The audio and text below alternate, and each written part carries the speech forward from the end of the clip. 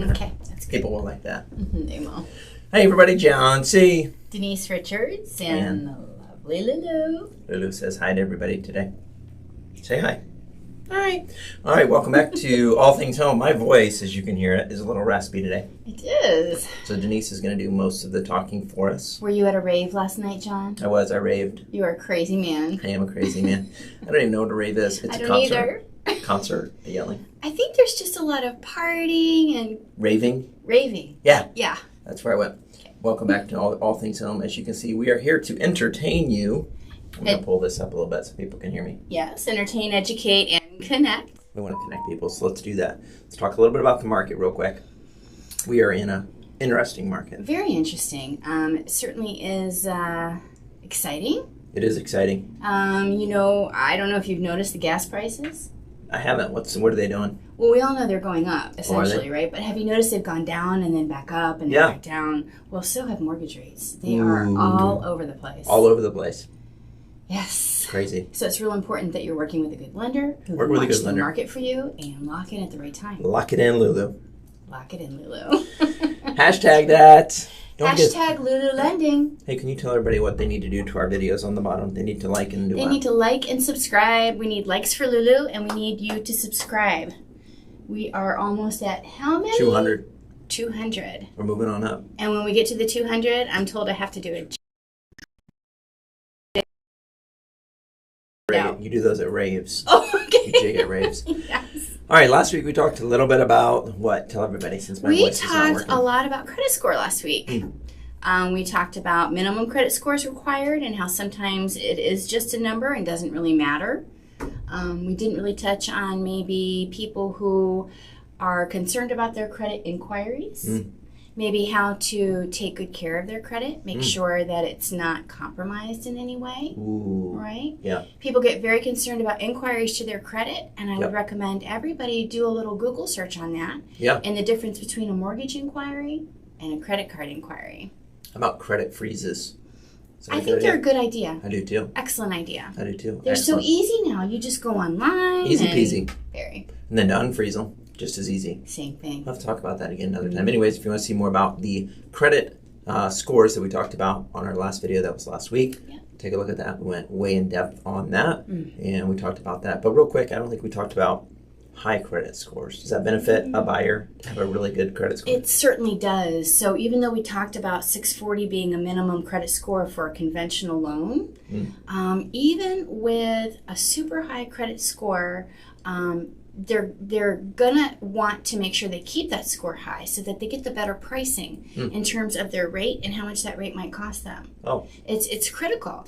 The difference between a rate for somebody with a 680 credit score and somebody with a 740 credit score could be as much as half a point. so 740 is a good target to shoot for. I believe so. Yeah, I believe so too.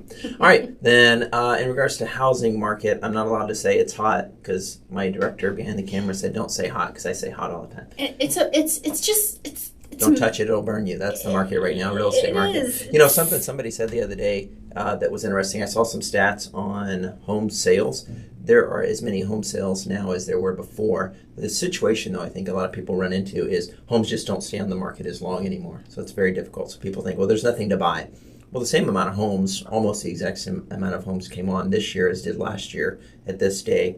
And so they're still coming on. You just have to be quicker to grab them because they're only staying on for a week or less. So you got to be quick. So anyways, that's the market update for today. How about our letters for Lulu? Can you grab that because my hands are full? There is We need one. some music for letters for Lulu. Yes, we do. Let's see here. Don't lick me, Lulu. Lulu likes to lick. What's our letter for Lulu today? Read that. Dear Lulu, what is APR?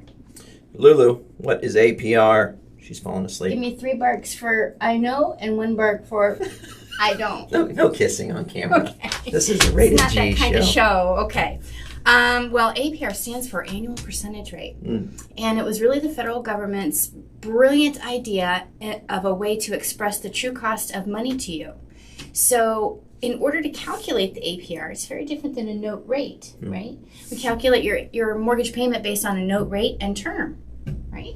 So with the APR to calculate that, what you're going to do is you're going to take your loan size, deduct all the closing costs, and then factor for an interest rate.